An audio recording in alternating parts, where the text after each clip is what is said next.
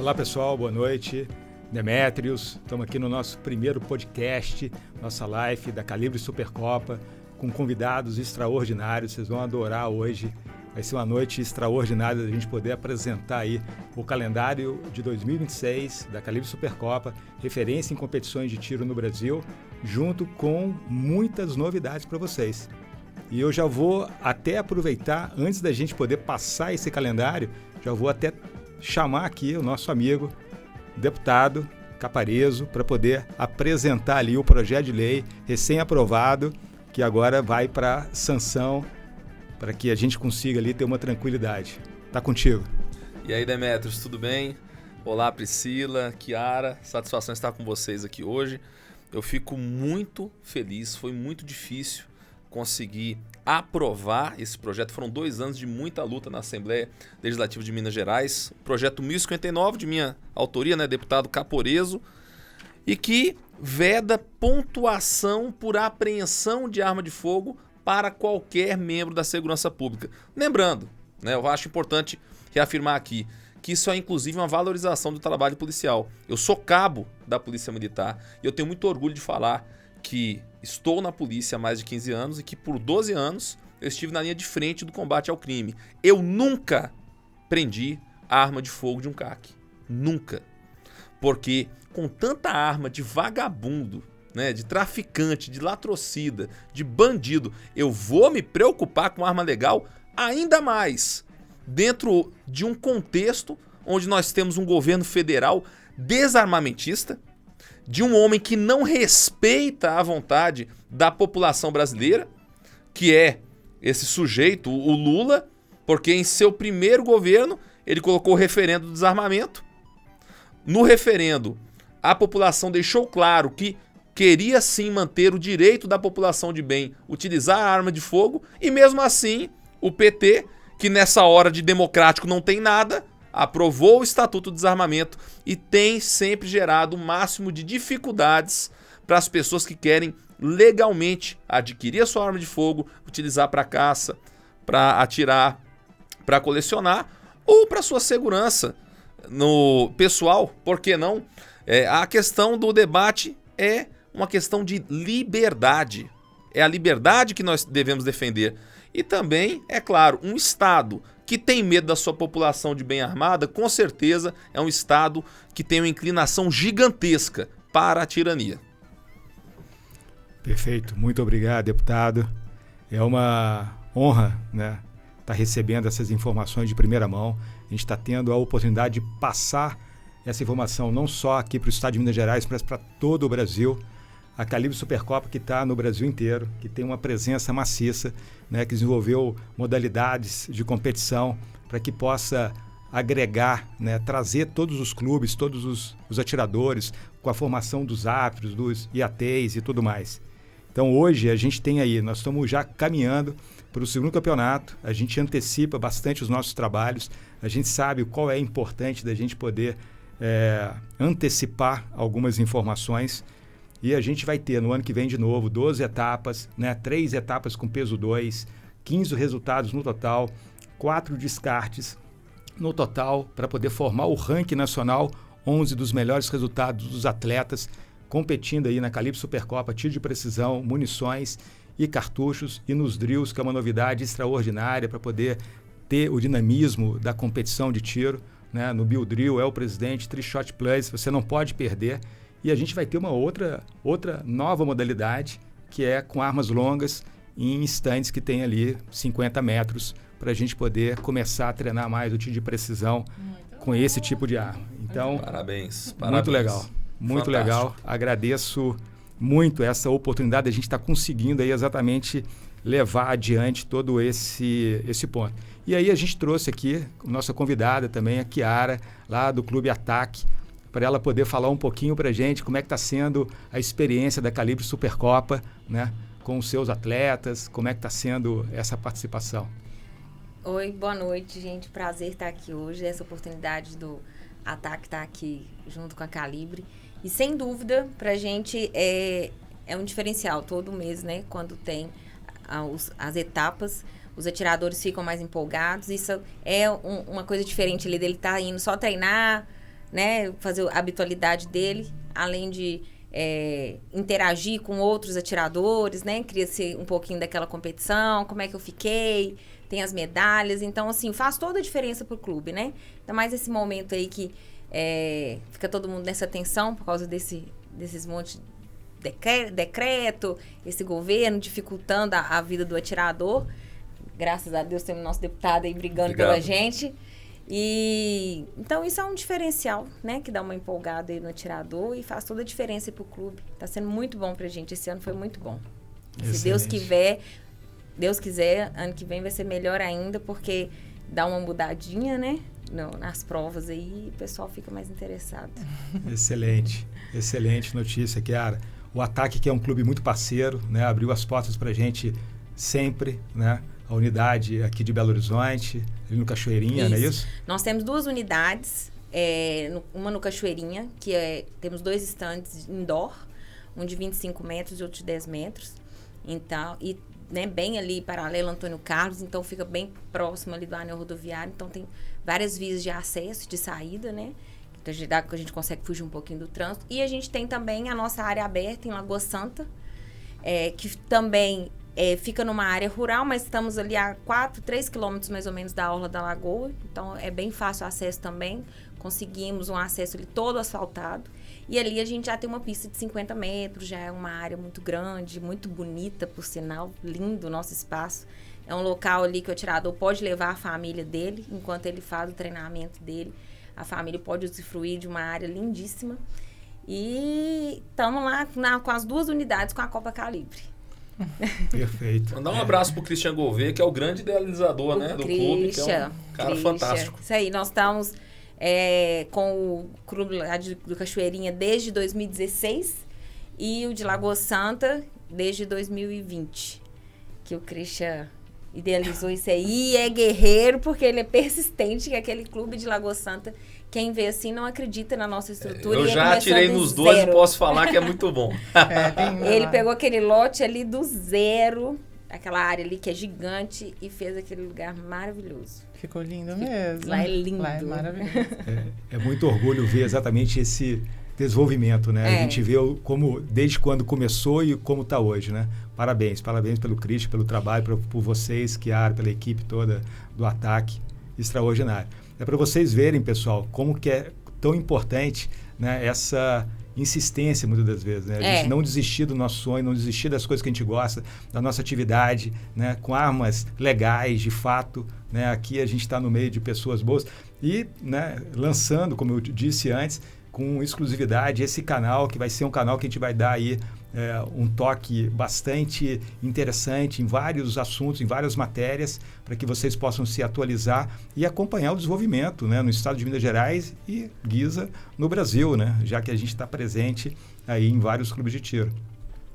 E com isso, muito obrigado, Kiara, mais uma vez. Muito obrigado, deputado. Eu que agradeço. A gente agora tem aqui uma querida amiga, né? Eu conheci, não tem muito tempo, mas a gente fez uma amizade muito grande, muito rapidamente, né? Exatamente pela sinceridade, e que vai poder trazer também um conhecimento para a gente extraordinário, que é a doutora Priscila, né?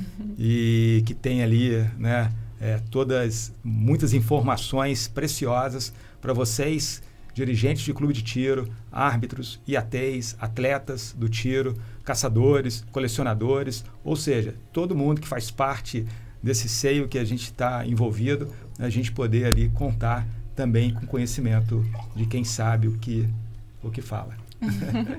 Boa noite, Demetrios. Boa noite à mesa, deputado Capurizo, Kiara lá do Ataque. Eu foquei no Ataque, que é maravilhoso, estive em treinamento lá, o clube é excepcionalmente referência em treinamentos, é um espaço maravilhoso e agradável demais para passar o dia com a família, não é só para atirar, né?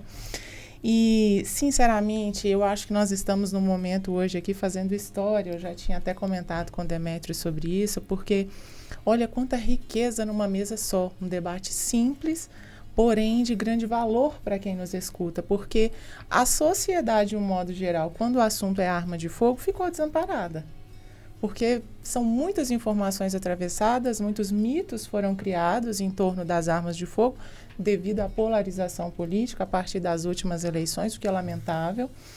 Então, nossa missão, a minha especificamente hoje, é levar conteúdo de qualidade para que essas pessoas tenham uma luz sobre o que fazer daqui para frente. Reclamar não vai resolver, não adianta chorar.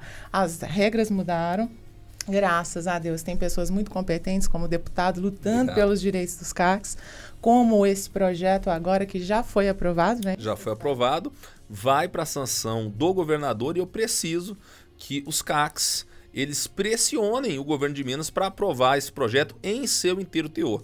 A gente não pode perder essa oportunidade de pôr um fim à perseguição injusta contra os CACs. Oportunidade de ouro que a gente até hoje não teve. Ninguém lutou por nós nesse ponto e ninguém sequer falou nisso antes, não é isso?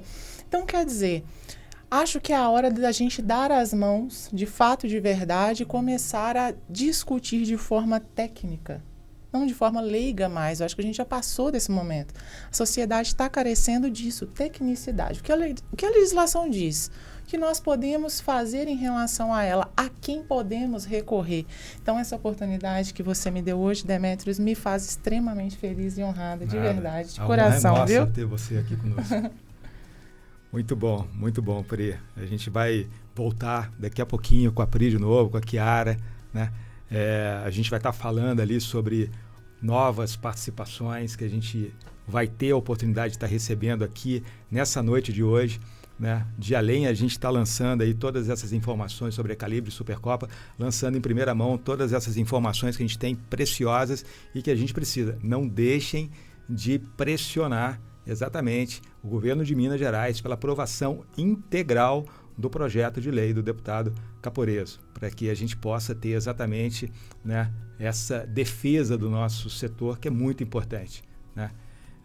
Eu estou envolvido nesse cenário há muitos anos, né? Já iniciei a minha trajetória desde os meus 5 anos de idade, venho de família que curte muito as armas de fogo, a gente sabe a responsabilidade que é ter uma arma de fogo. Então, e isso é o importante. E também o conhecimento de causa que a gente precisa estar levando sempre, né, para o nosso atleta, para o nosso usuário ali do sistema e tudo mais, em parceria com o Exército e com a Polícia Federal.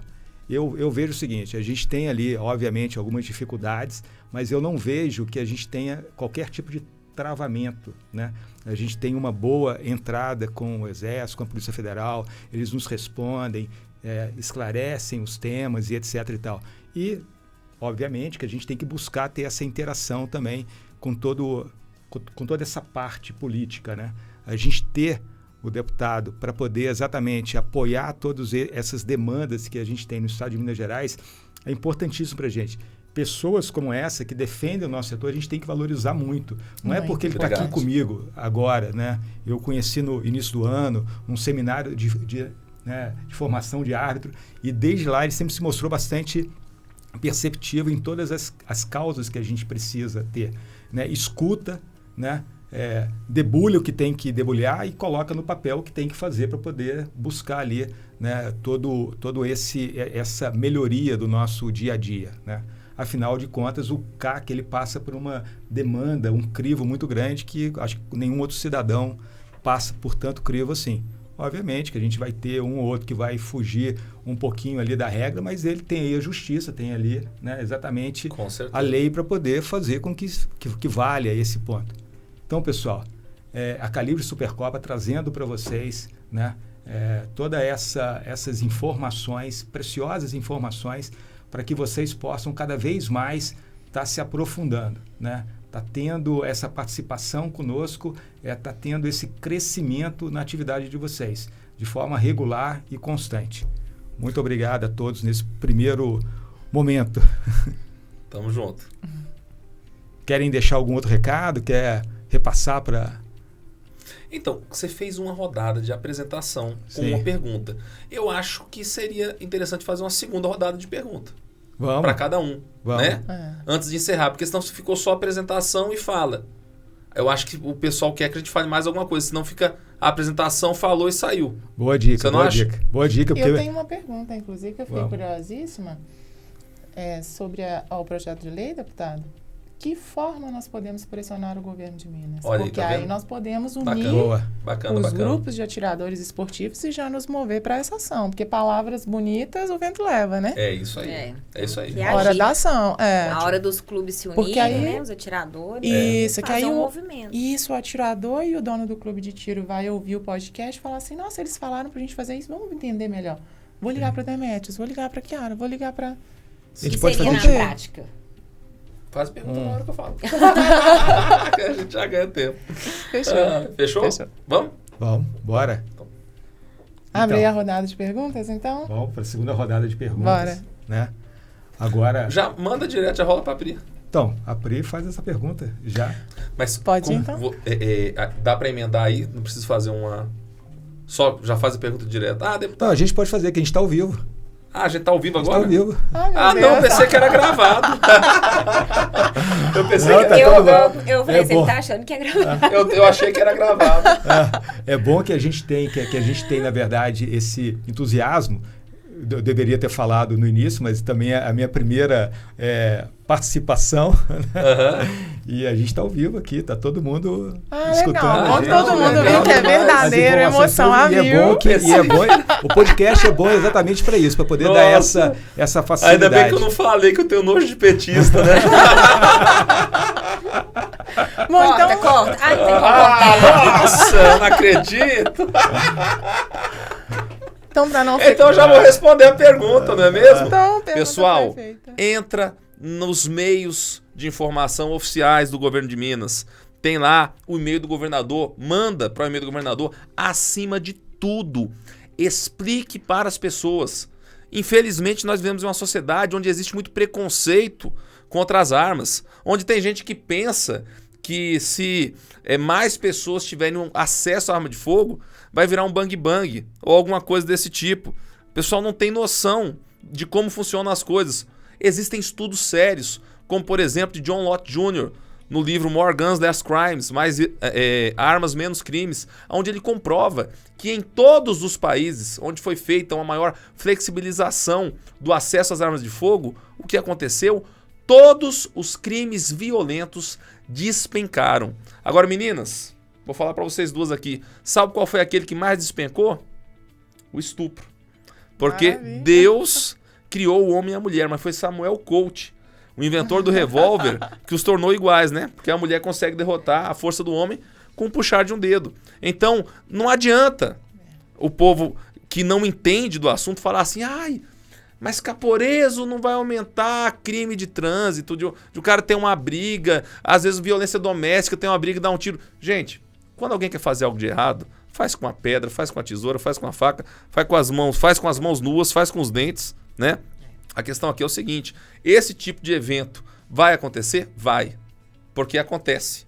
Mas quando a gente faz um cálculo, é perceptível que a redução drástica dos crimes violentos que é decorrente do acesso às armas de fogo compensa e muito. Além do mais, a pergunta que as pessoas têm que responder é uma pergunta muito simples.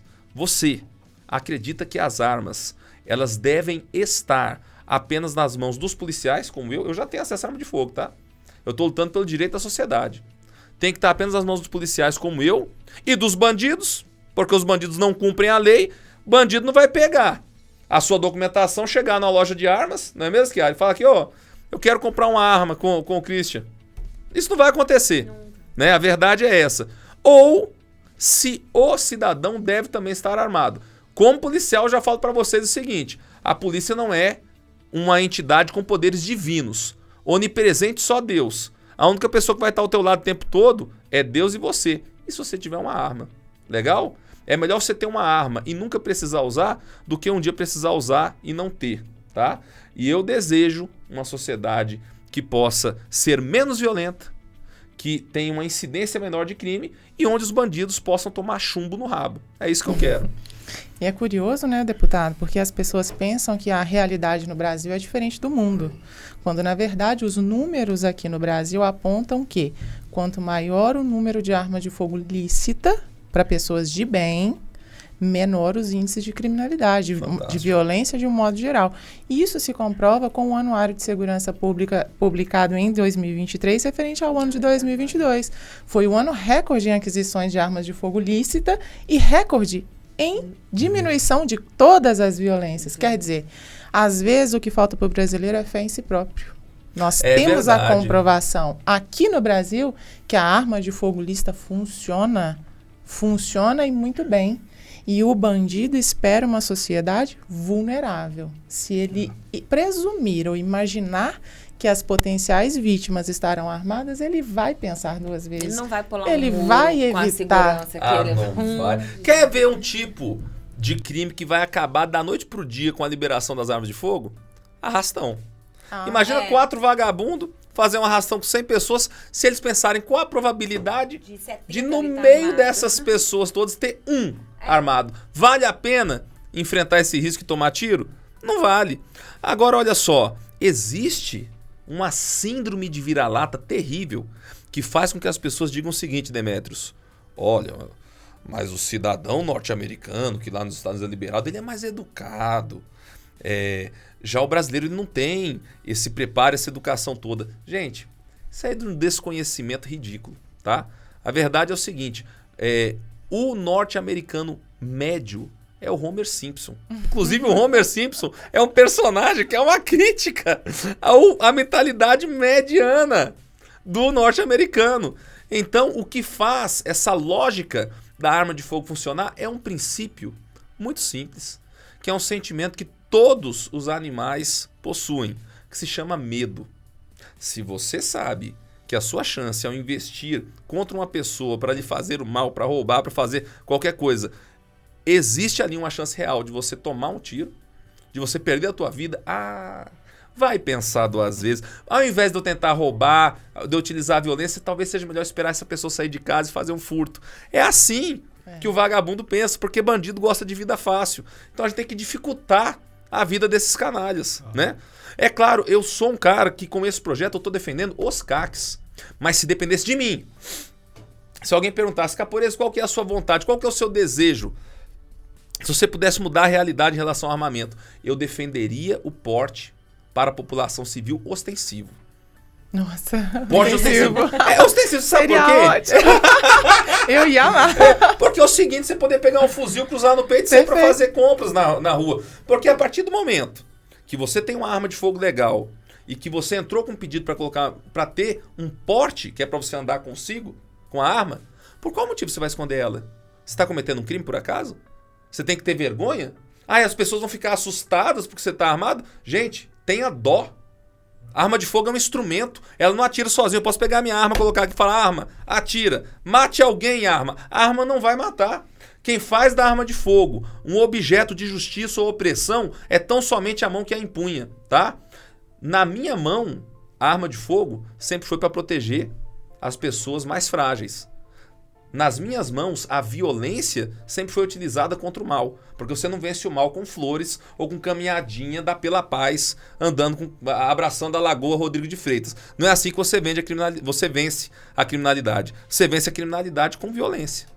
É assim que se faz, né? Eu vejo o qual importante está sendo esse debate, né? E a gente tem um estudo dentro da ABIAME, né, que é a Associação Brasileira de Importadores de Armas e Materiais Bélicos, ao qual eu sou presidente executivo atualmente, chama Armas Legais. E a gente exatamente compilou os últimos anos dos anuários do Fórum Brasileiro de Segurança Pública, incluindo o de 22, e vê exatamente o aumento de armas de fogo, a diminuição da criminalidade, a diminuição de morte de policiais, que é um ponto muito relevante que a gente tem que considerar, porque a polícia precisa ter bons equipamentos, precisa ter bom treinamento e tudo mais. Então, isso tudo, esse debate, pessoal, é um debate extraordinário para a gente, uma oportunidade única. E a gente pode aproveitar também, com a matéria que a gente vai publicar na revista Triggers Magazine, a gente pode colocar exatamente o e-mail do governador para que as pessoas possam encaminhar ali as suas demandas em relação ao pedido de aprovação desse projeto de lei, com ali informando o projeto, etc. e tal, para que a gente tenha ali toda essa dinâmica bem executada, né? E eu não tinha comentado com ninguém, foi ótimo, né? Porque fica bem descontraído, muito mais tranquilo, né? Que a gente está ao vivo e a gente já tem... Foi divertido isso, né, pessoas, foi pegadinha. Já tem pessoas que querem fazer perguntas para ti também. Manda aí. A gente pode colocar no ar, Rede né? social também é uma ferramenta muito forte, né? Lógico. Me sigam, por favor, na rede social, através do Caporeso, com 2E, DM de Direita Minas, ou Cristiano Caporeso nas demais redes, além do Instagram.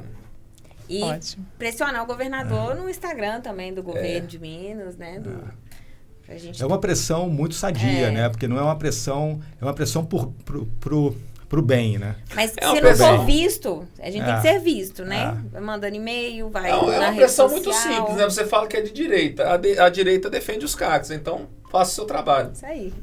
E é uma oportunidade que não pode ser passada despercebida de forma nenhuma, é agora ou nunca. Com certeza. Há 2 anos o deputado mencionou que tenta a aprovação desse projeto, ou seja... Foi difícil. Agora ou nunca, agora é a hora. Quem muito reclama, eu recebo muita reclamação. Acho que o advogado ele tem o dom, né? De ouvir como se terapeuta fosse. Então, muita gente reclama, mas reclama do Lula, reclama de todo mundo, reclama da polícia, reclama de todo mundo. E no final eu apresento soluções. Se a sua opção é essa, essa e essa. Qual você vai escolher? Vou fazer valer sua decisão e vou lutar pelos seus interesses dentro da sua escolha. Aí no final você passa para o cliente poder fazer uma escolha e fala assim, escolhe para mim. Faz para mim o que você acha melhor. E não é isso. Então, votar num projeto de lei... Aliás, votar não. Apoiar um projeto de lei como esse é fazer bem para si mesmo. Não é apenas querer a votação de um projeto de lei, porque traz muita segurança para os CACs em abordagens, por exemplo, em blitz, não é isso? Principalmente em blitz. E as pessoas não entendem nem de um modo superficial o que é um crime de abuso de autoridade, por exemplo. Elas não têm, às vezes, argumento para falar para o policial o que é uma guia de tráfego. E já vi vários casos de nem o policial saber o que é uma guia de tráfego. Sim. E aí, na dúvida, o que o policial faz? Conduz todo mundo para a delegacia, o delegado resolve. Então, não é não apoiar um deputado, não é apoiar uma causa específica ou ampla, não, é apoiar a si mesmo enquanto atirador. Chegou a hora, chegou o momento, vamos fazer o que for preciso, né? Com certeza. Fora essa questão também, tem um esporte, né, gente? Eu vejo muita gente que é apaixonado com armas, né? E a Calibre acaba trazendo isso aí mesmo da prática ali, de você ir fazer o treinamento, competir. Então, fora essa liberdade de você poder ter sua arma para você se defender, você também é um esporte. Não, com certeza. E veja, hoje nós enfrentamos um problema grave no agronegócio que se chama javali. Nossa. O javali é uma praga que ela não apenas ameaça a fauna, como a flora. A nossa mata nativa, os nossos animais, estão todos ameaçados pelo javali. E a única forma que existe hoje de você manter a contenção da procriação de javali, do aumento da população de javali, é no tiro. Então a gente precisa dar amparo, porque tem muitos caçadores que ficam com receio de caçar e ter sua arma apreendida ou ter algum tipo de problema com a justiça. Essa caça normalmente ela é à noite. É curioso que nos meus cursos de tiro eu sempre perguntam, começo com a pergunta, né? Antes de introduzir o que é CAC. Aí eu pergunto, quem é contra a caça? Aí todo mundo, é unânime, né? Aí eu começo a explicar o javali, as normas do IBAMA, o que é fauna invasora e etc. Qual o comportamento do javali, que é um animal extremamente selvagem, agressivo, territorialista e um grande transmissor de doenças, tanto para outros animais, muito bom, incluindo o ser humano e até o solo, onde aquele bicho passa, contamina tudo. E ele destrói tudo. Destrói tudo. Se for perto de nascentes... Nossa, o estrago ambiental é incalculável, dependendo da quantidade de animais naquele lugar. Depois que eu explico isso, todo mundo reflete, nossa, eu não sabia. Aí no final das contas, todo mundo, nossa, agora eu sou a favor da caça. Ele procria. De forma muito rápida. A gente tem muito assunto, né, pra gente poder debater em muitos podcasts, vai ser muito legal. A gente tem aqui, o Dionísio. Ele está um pouco chateado contigo, deputado. Porque ele não escutou o início da sua explicação sobre o projeto de lei. E aí a pergunta dele é exatamente para que você possa explicar mais uma vez sobre o projeto de lei, a importância, como é que ele vai funcionar para o cidadão e etc., assim que ele for sancionado pelo governador. Dionísio Dionísio é nome de filósofo. É o seguinte, Dionísio, o projeto é o 1059 de 2023, que tem por objetivo proibir qualquer tipo de bonificação, premiação, folga ou o que quer que seja para qualquer membro da segurança pública, das forças policiais, por apreensão de arma de fogo legal. Arma de fogo de origem legal. Com isso, só aquelas armas ilegais podem pontuar. Então você deixa de ter qualquer tipo de atenção voltada para os CACs, que são as pessoas que têm um rigor muito grande na hora de poder adquirir o seu armamento. Elas passam por um processo extremamente minucioso e você se volta para quem realmente gera problema para a sociedade, né? O traficante, o ladrão, o latrocida, que é onde realmente a preocupação da polícia deve estar. Esse é o projeto de lei, é o seu propósito, e com isso acabar com a perseguição injusta aos CACs. Olha, a gente vai abrir aqui agora para outros telespectadores que estão nos assistindo a fazerem algumas outras perguntas para vocês, para mim ou para vocês. Vamos ver aqui o que chega para a gente. Pessoal, naquela mesma dinâmica que a gente tem, quem quiser fazer alguma pergunta, levanta a mão e aí vocês vão entrar ao vivo aqui conosco. Em vídeo? Oi? Em vídeo, áudio? Como é que é? A gente consegue colocar aqui na tela todos os participantes, consegue? Ó, tem alguns participantes. Alguém levantou a mão. Que legal! A turminha participando. Vocês podem fazer a pergunta para mim que eu vou transmitir aqui para quem for.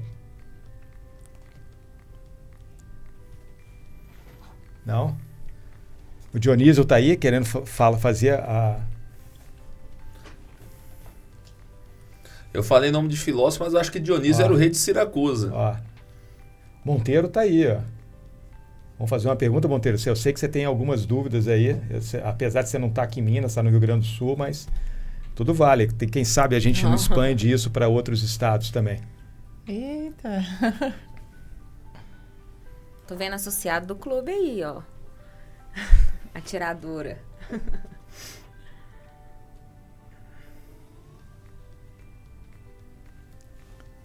Não? Então era só o do Dionísio? Tá bom. Então vamos dar sequência aqui.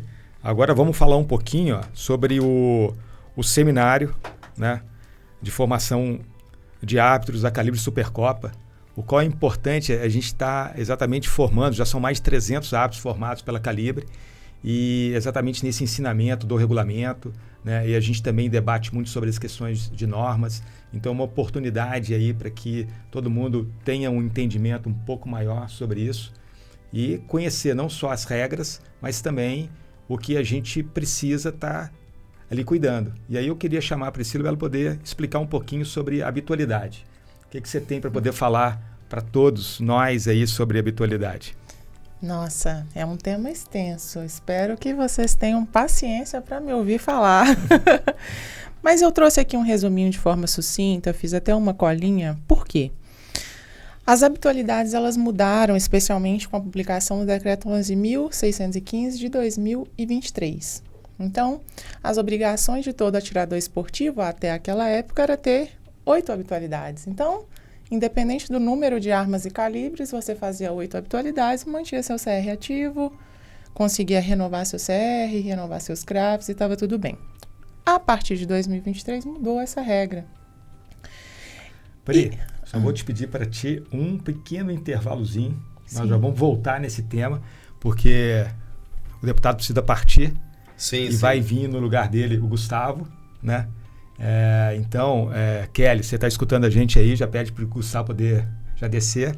Te agradeço imensamente pela sua presença, pela sua participação. Espero que possa voltar e contribuir mais conosco, com esse canal que surge para a gente poder levar informação para o nosso CAC, para as pessoas, para a nossa atividade em geral.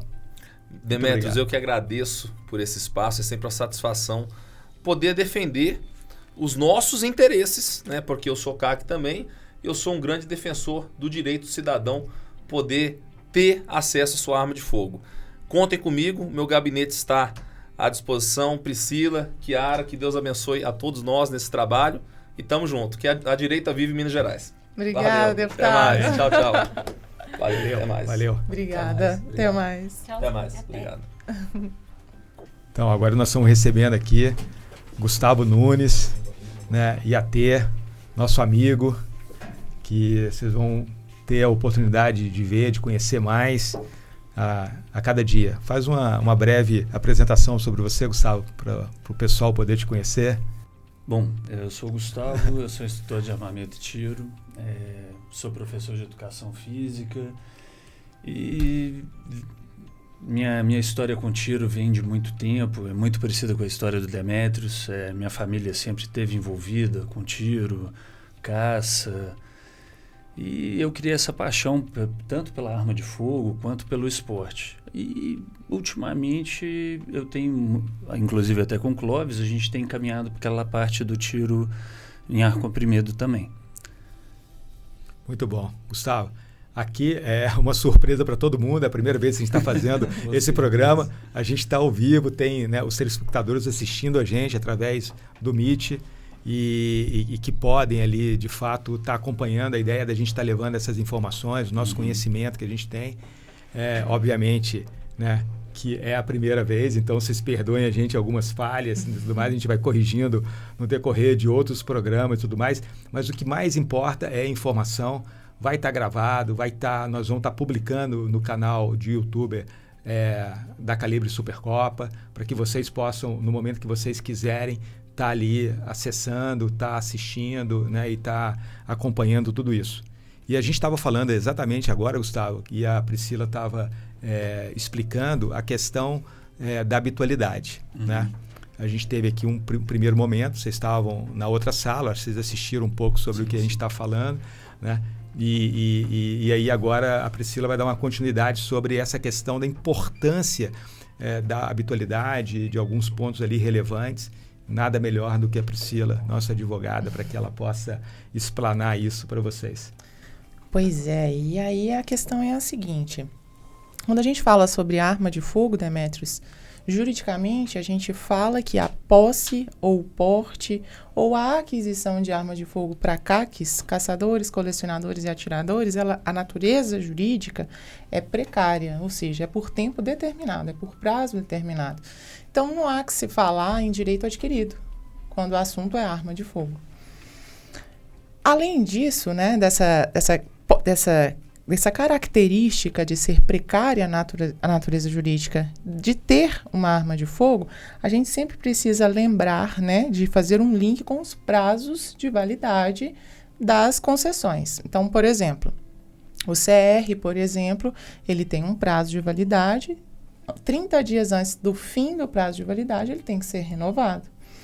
Todos os CRAFs, os registros de armas de fogo, eles têm um prazo de validade, 30 dias antes desse prazo de validade, ele tem que ser renovado. Esse ponto que você está frisando é importantíssimo. 30 dias antes do vencimento. Tem que dar entrada, não pode deixar de dar entrada depois. Não pode comer mosca, esse prazo é fatal. E as consequências podem gerar, sim, o cancelamento do CR e do CRAF. Então, tem pessoas que adquirem uma arma de fogo só, vai lá no clube, brinca de vez em quando como atirador esportivo, participa de uma competiçãozinha e tal, guarda a arma e esquece, acha que a arma é dele para sempre. Não é. Lembra, a arma de fogo tem prazo de validade, seja no CR, seja na posse, seja no porte.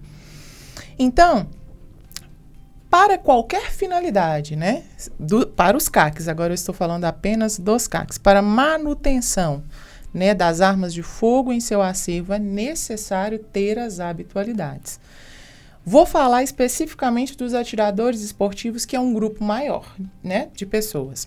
Então, vamos lá. Como que está funcionando hoje? Antes do decreto 11.615 de 2023, era uma maravilha, que a gente só precisava de 8 habitualidades por ano. Então, a gente ia lá no clube, brincava um de outro, pronto, não tinha preocupação com a habitualidade. Hoje, não.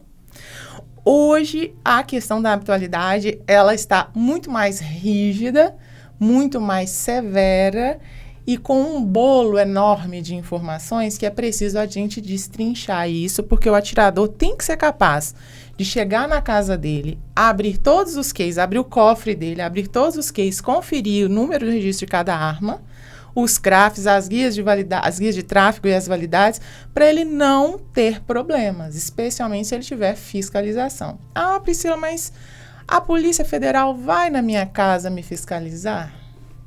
Lógico que ela pode ir, não significa que ela vai, mas pode ir. E independente se ela for in loco, né, fazer uma vistoria, a gente chama no local, né, in loco, no local. Independente disso, o sistema do SINAR-MICAC já menciona todos os prazos de validade, já menciona tudo direitinho. Então, não precisa da Polícia Federal ir fiscalizar o CAC para ela ter ciência dos prazos de validade, porque, infelizmente, tem gente que paga para ver.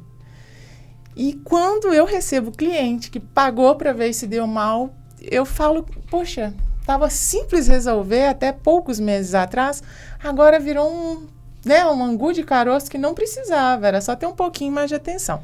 Uma coisa boa, importante, desculpa, Priscila, mas assim, você frisou num ponto importantíssimo. A Polícia Federal pode ir à sua casa. Pode. Né, em loco, presencialmente. Então, esteja preparado.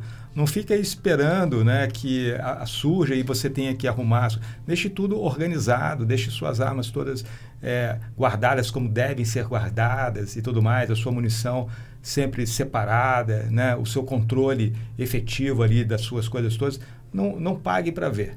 Né? Não pague para ver. E a gente está falando de Polícia Federal porque a competência de fiscalização e controle de armas para atiradores esportivos, para CACs de um modo geral, transferiu, né, do Exército Brasileiro para a Polícia Federal no dia 1º de agosto de 2025. Então, antes desse prazo, era comum que o Exército fizesse essa fiscalização. Já nos dias finais de vida do Exército, nessa questão do controle das armas para CACs, eles faziam essa vistoria chamando o atirador até os clubes. Né? Aqui em Minas, por exemplo, foi assim, eu não sei se todo o estado foi. Então, assim, teve pessoas, né, que já se depararam com a fiscalização do Exército lá nos clubes de tiro ou na casa, né, onde as armas estavam registradas anterior a esse prazo, mas hoje toda a fiscalização é feita pela Polícia Federal. Então, além dessa questão, né, de estar sempre pensando nessa organização da documentação, das guias de tráfego, dos CRAFs, do CR, tudo certinho, é importante entender qual o número de habitualidades, como que elas funcionam hoje. Eu fiz uma tabelinha, Demetrios, inclusive eu fiz essa tabelinha hoje, só para a gente poder falar aqui, e eu ofereço essa tabelinha, se quiser compartilhar nos seus meios de comunicação, pode ficar à vontade, porque o decreto, na verdade, o decreto, a Lei 11.615 de 2023, mais a instrução normativa 311 da Polícia Federal, que fala sobre essas habitualidades, coloca um monstro, um bicho de 7 cabeças quase indecifrável. Então, hoje eu sentei, fiz uma tabelinha bem autoexplicativa. Qualquer pessoa consegue ler, entender o que ela precisa. Vamos publicar. E fica à disposição, tá? Legal. Então, vamos lá. Para quem quiser anotar isso, anota aí, gente. Pelo amor de Deus, deu um trabalhão. E esse é o momento, hein? Porque 2026 vão vencer todos os CRAFs. Não importa a data do documento. Não estou falando que é lícito. Há ilicitude nisso, pelo princípio da anterioridade da lei. O decreto 11.615 de 2023, ele foi publicado e estaria valendo a partir da sua publicação em diante, não afetando CRAFs e CR anteriores à sua publicação. É um princípio de direito, né? Essa questão da anterioridade da lei. A Polícia Federal, no dia 6 de outubro, muito recente, semana passada, já publicou que vai manter a validade decenal do CR. Excelente, muita gente comemorou, foi maravilhoso. Mas eu continuo muito chateada, porque viram a ilicitude da aplicação da Lei 11.615 em relação ao CR, mas não em relação aos CRAFs. Está errado.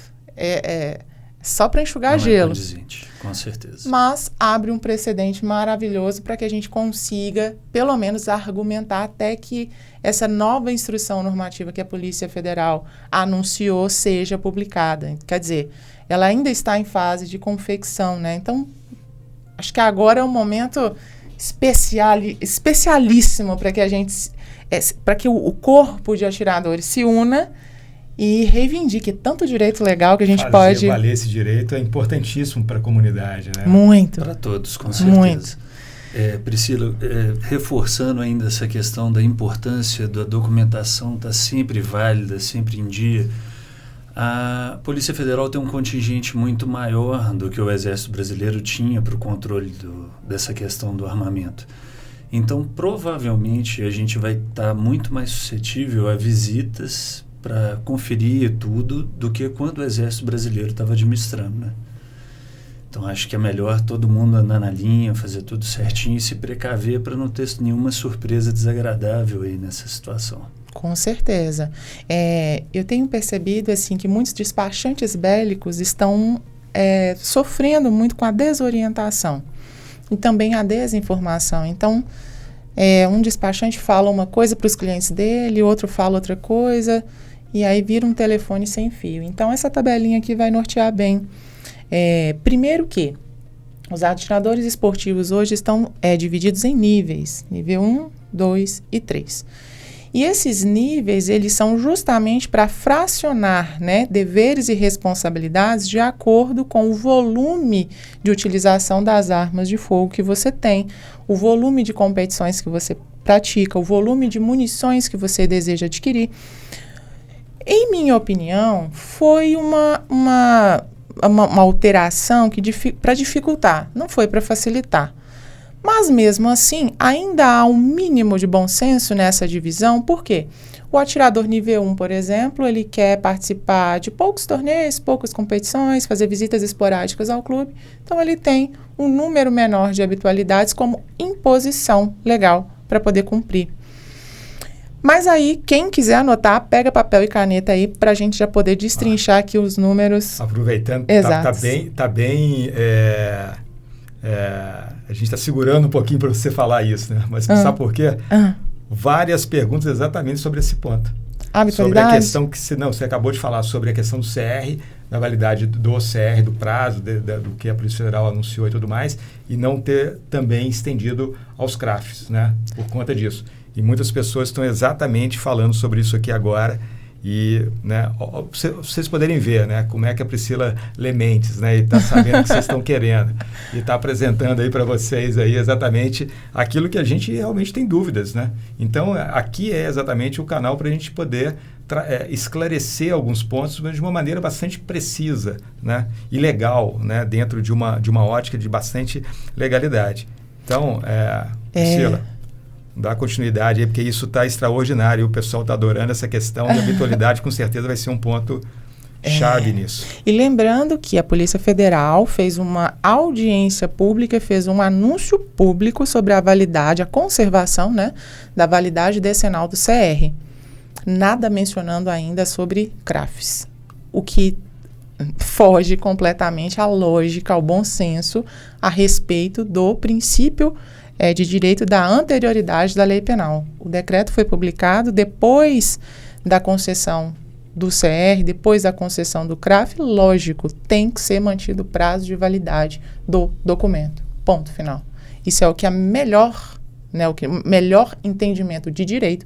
Aí eu estou falando de entendimento jurídico, de técnica jurídica, né?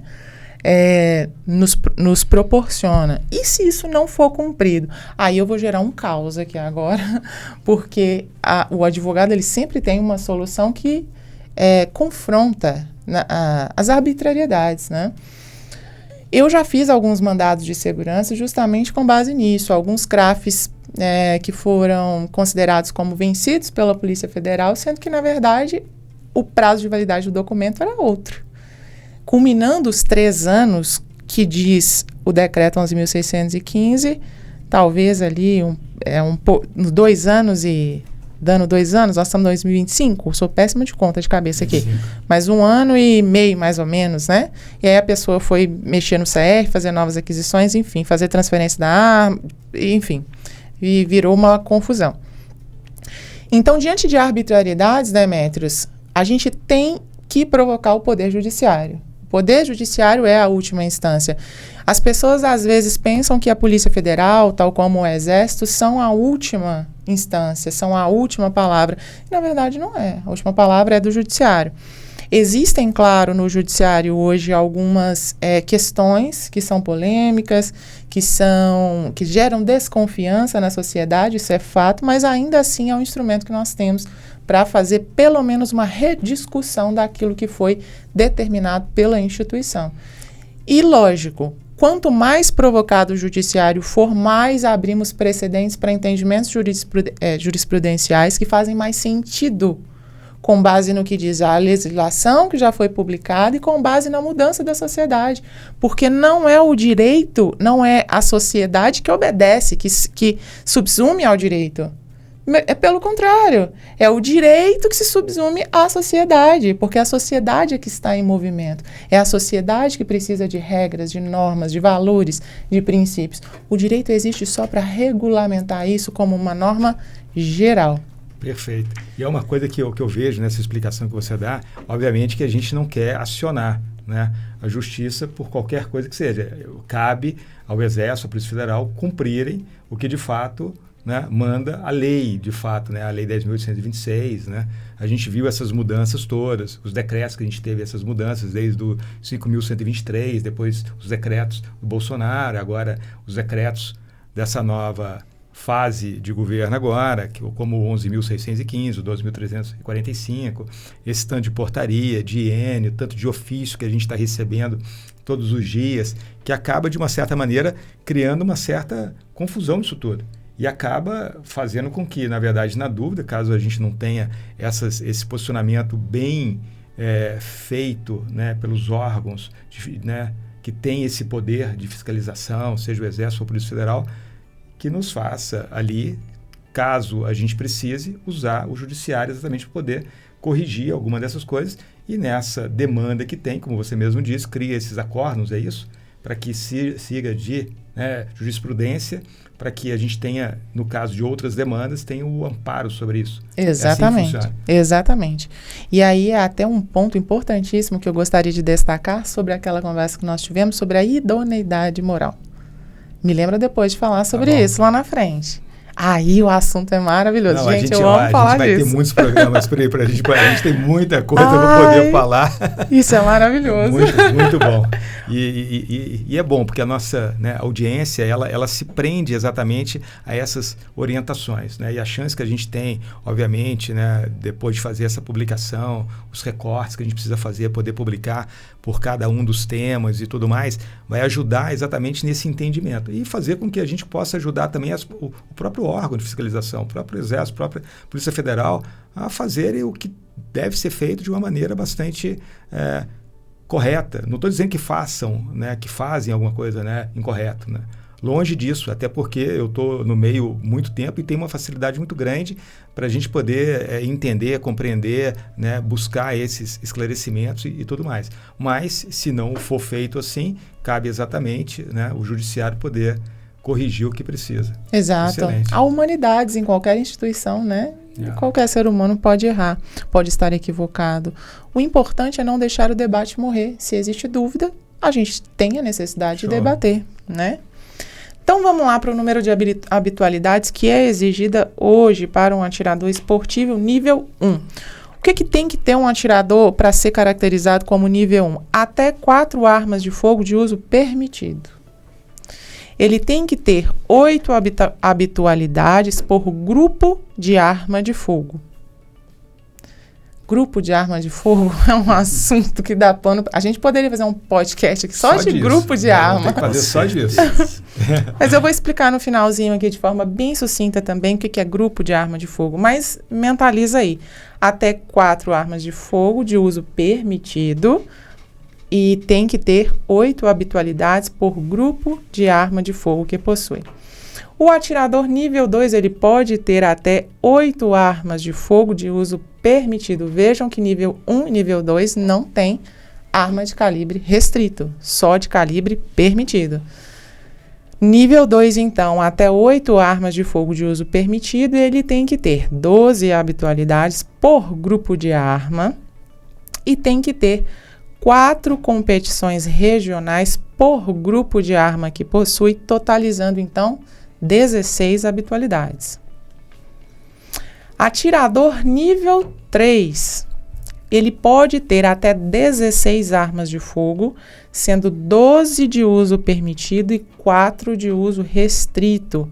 Esse aqui ele tem que ser bom mesmo, que ele tem que comprovar 20 habitualidades por grupo de arma e 4 competições regionais por grupo de arma e 2 competições nacionais por grupo de arma. O atirador nível 3, ele tem, lógico, mais responsabilidades com relação à presença no clube de tiro. Lembrando que essas habitualidades, elas têm que ser feitas em um clube de tiro. Hoje, os clubes de tiro foram obrigados a fazer, né, o cadastramento biométrico ou facial de todos os atiradores. Então, a habitualidade, ela vai ser comprovada com a assinatura no livro e com o reconhecimento lá, a biometria lá do dedo ou reconhecimento facial. Não dá para fazer habitualidade retroativa. Ela tem que ser comprovada ali no dia que você realmente foi fazer. Não tem como dar um jeitinho nisso. Já tem uma pergunta para ti aqui sobre essa questão. Habitualidade de CRs antes do decreto 11.615, atiradores que têm mais do que a quantidade de arma do nível 1, né, se permanecem no nível 1, mantém o seu acervo desde que não tenha nenhuma alteração. Ou mesmo que se tiver alguma alteração, ele precisa se atualizar no nível. Alteração no sentido de adquirir novas armas de fogo? Que se adquirir ou transferir. Eu acho que ele está perguntando em relação a calibres entre situações não permitidas no nível dele, não? Porque aí é o seguinte, se esse acervo ele foi adquirido antes da publicação do decreto, ele vai ser mantido na forma que está. Porém, quando ele fizer esse é meu entendimento, porque ainda há obscuridade em relação a isso sobre como vai ser feito, tá? Porque a instrução normativa é 311, que trouxe essas regrinhas aqui, juntamente com o decreto 11.615, elas entraram em vigor a partir do momento de sua publicação, não alterando, não retroagindo, não alterando a questão dos acervos que foram feitos, montados anteriormente. No meu entendimento, tá? E aí, agora é a hora da chuva de pedradas para quem entende diferente. Eu respeito, deixo o meu esclarecimento aqui em relação a isso, respeito quem pensa diferente. E aqui abre tanto espaço para entendimentos diferentes, né? No meu entendimento, em havendo novas aquisições de arma de fogo, em havendo alteração, alguma modificação nesse acervo, obviamente ele vai ter que se adequar a essas novas regras. As regras atuais, que são da IN 311 da Polícia Federal. Meu entendimento. Polícia Federal ainda não se manifestou sobre isso. Depois eu vou aprofundar, porque eu mesmo tenho o meu caso que eu vou precisar me esclarecer também sobre isso. É um ponto bem e a gente tem algumas pessoas que querem apresentar algumas questões para a gente. Vamos lá. O primeiro que levantou a mão, o nome acho que é Ed. Tá liberado, pode falar. Eu só consigo ler Ed, tá? Não sei o nome completo. Edmundo. Edmundo vai fazer uma pergunta. Vai fazer para mim, eu vou transferir pro pessoal, porque só eu que tô te escutando, tá, Edmundo? Tá. Então, eu queria ver com a doutora o seguinte. A questão do livro físico, ele é obrigatório no clube, agora com essa digitalização das habitualidades, ou ele não se faz obrigatório? E aí, uma segunda dúvida é o seguinte... Deixa eu perguntar primeiro, e você faz a segunda logo em seguida, para ela já te esclarecer. Pode ser? Porque senão, para mim não esquecer. Ele está perguntando o seguinte, doutora Priscila, a questão do livro físico, se ele se faz obrigatório com a presença da nova dinâmica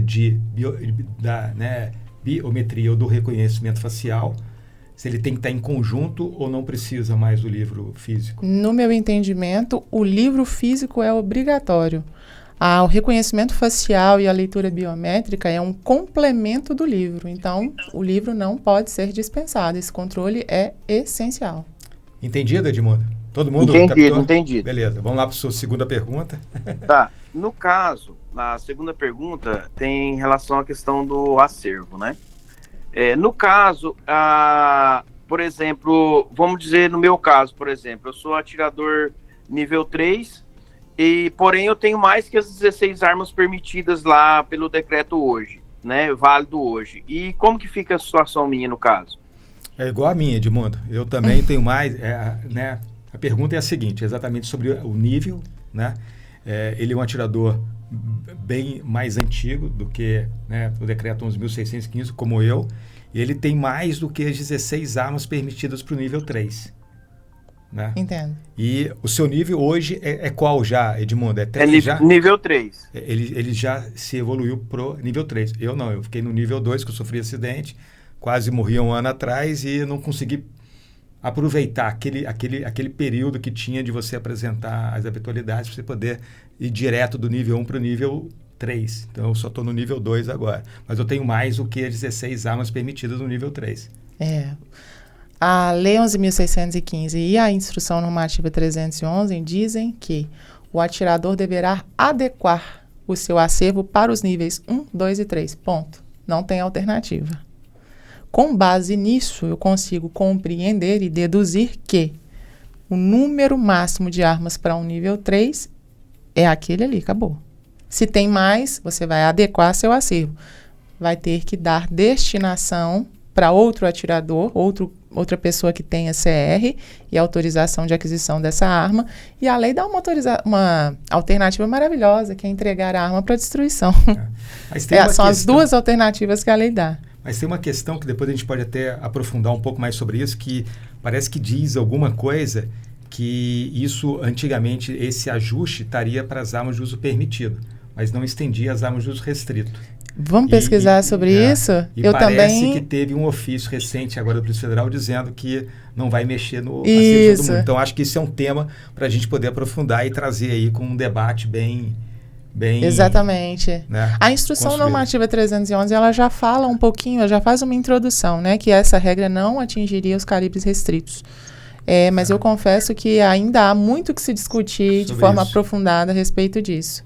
Bom, boa apresentação, Edmundo. Obrigado, hein? Vamos para Vamos para a Emily agora. Isso daí, Edmundo, a gente vai estender, tá? A gente tende a ter outros programas que a gente consiga dar É uma dúvida cruel, né? Ainda você vê, né? Com o tanto que a gente estuda, a gente também continua tendo algumas questões que precisa esclarecer. Vamos lá. Sim. Emily, tem uma questão. Boa noite. Na verdade, é o da minha esposa aí. E é Celso aqui de Alta Floresta. É Celso, né? Isso. Não é Emily não, tá, pessoal? É Celso Alta Floresta. Desculpa, eu fico olhando ali para a tela. Mas eu tenho que olhar para a câmera ali. Eu preciso mudar aqui.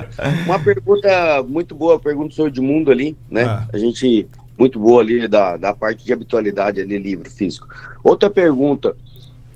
Esse tempo atrás recebemos um e-mail que tem que comunicar a entrada mensalmente e a saída aquele tempo de período.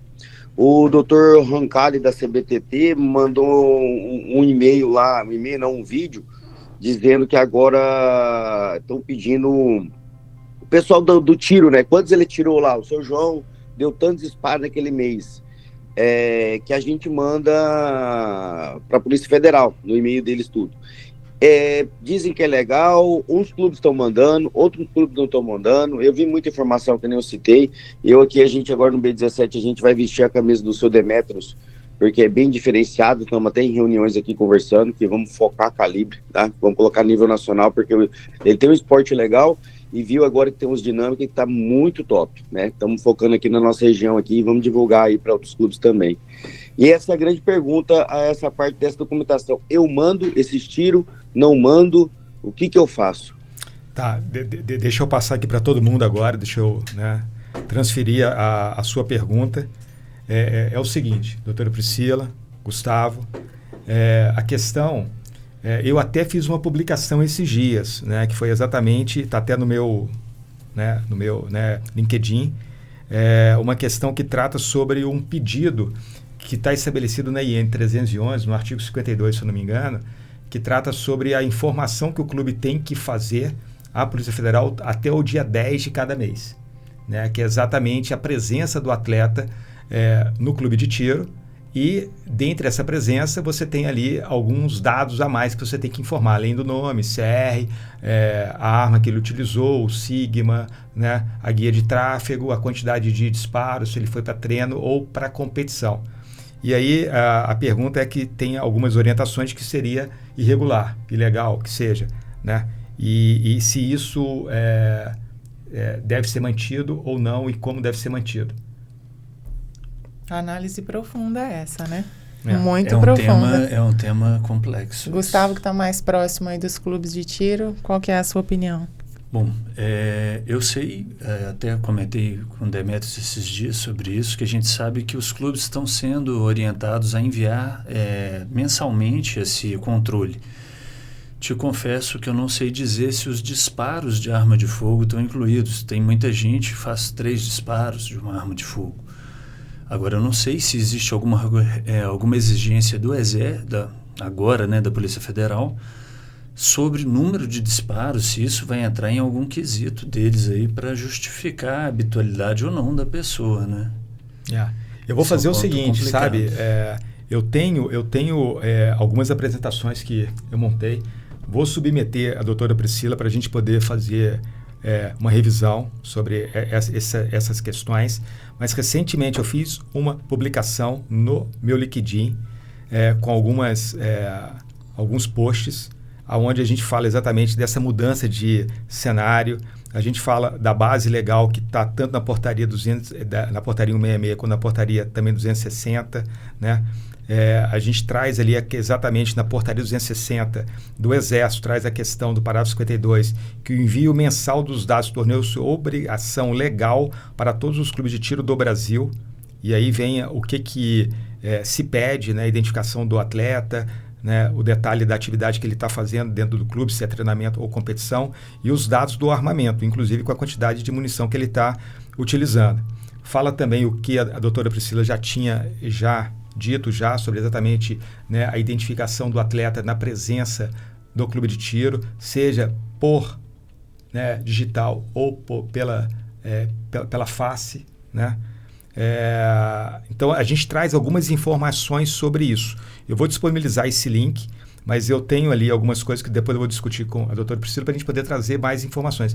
Gente, a gente tem programa que não acaba mais, a gente tem muita informação, muitos esclarecimentos, de uma maneira o seguinte, obviamente, né? A gente pode até não saber de tudo exatamente naquele momento e tudo mais, mas a gente vai com certeza buscar as informações que a gente precisa e trazer o melhor entendimento que tem para que seja seguido de uma maneira bem eficaz, né? E é através da Calypso Supercopa que vocês conseguem exatamente todas essas informações. Já fica aí a dica para a gente fazer um podcast especialmente para os presidentes de clube de tiro, para a gente falar sobre as obrigações dos clubes de tiro. Não, isso daqui eu estou anotando aqui já, tem muita coisa. Eu vou mandar esse link para vocês ali no grupo dos clubes, né? E vamos que vamos. Só que, infelizmente, o nosso tempo está chegando ao fim. Ah, não. A gente vai ter que despedir não acredito de todo mundo. Nisso. Não deu nem para falar da idoneidade moral. Então, a gente tem, na verdade, o nosso tempo está chegando ao fim.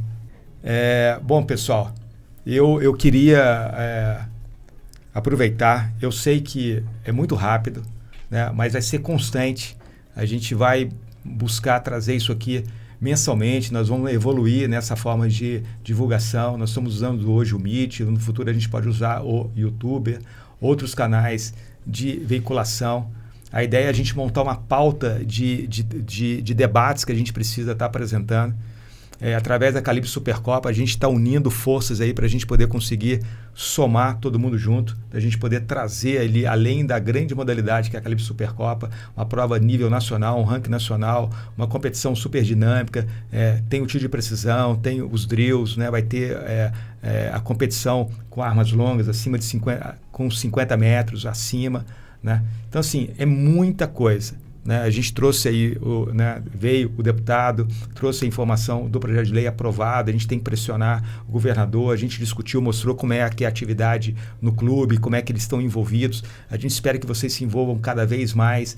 A gente teve aí a honra de trazer aí a doutora Priscila, ela vai voltar mais vezes, de preferência que ela volte sempre quando o programa estiver aberto, funcionando, porque ela traz essa tranquilidade para a gente poder exatamente transmitir essas informações.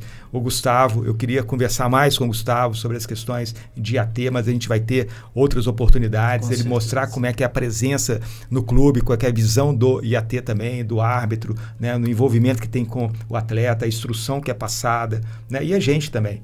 Eu sou um apaixonado por arma de fogo e eu me dedico muito à questão do manuseio seguro com arma de fogo. É uma questão muito importante, está também nos nossos objetivos. Eu já fiz alguns cursos esse ano, exatamente para a gente poder orientar os clubes sobre essa questão que é importantíssima de se manter a segurança dentro das instalações, né? De se respeitar a questão da arma de fogo, né? Da gente poder levar adiante a nossa atividade de uma maneira bem disciplinada, bem segura, né? É isso que a gente precisa sempre. E nada melhor do que a gente trazer a nossa família. Minha esposa também atira, as minhas filhas estão conosco sempre, né? Da gente ter as mulheres participando cada vez mais conosco, né? Da gente poder estar integrando cada vez mais essa família, né? Que é a Calibre Supercopa, referência em competições de tiro no Brasil. E eu deixo aí a palavra de despedida para o Gustavo e logo depois para a Priscila. E a gente vai voltar em breve para vocês. Muito obrigado. Bom, gente, foi muito bom ter participado, é sempre bom adquirir conhecimento, principalmente com pessoas tão competentes, tão ativas no meio. Tivemos a oportunidade hoje de conversar um pouquinho com o Caporeso sobre o projeto de lei assim, fantástico que ele conseguiu para nos ajudar, né, nessa empreitada.